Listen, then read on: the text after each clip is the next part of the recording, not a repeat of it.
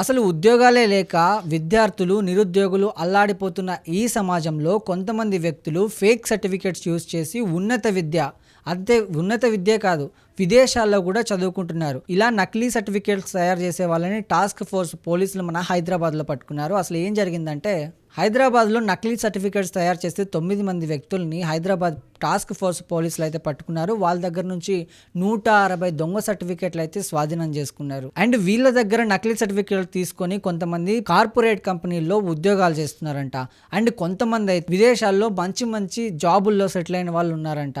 అసలు నిజంగా ఇలా నకిలీ సర్టిఫికేట్లు యూజ్ చేసుకొని జాబ్ తెచ్చుకుంటే అసలు నిజంగానే చదివి వాళ్ళ టాలెంట్ ఉపయోగించి కష్టపడి చదివిన విద్యార్థులు, నిరుద్యోగుల పరిస్థితి ఏంటి? అండ్ ఆ నకిలీ సర్టిఫికేట్లు ఎవరైతే తీసుకొని ఆ జాబ్స్ చేస్తున్నారో ప్రముఖ కార్పొరేట్ కంపెనీల్లో, విదేశాల్లో వాళ్ళందరి కోసం పోలీసులు అయితే గాలిస్తున్నారు.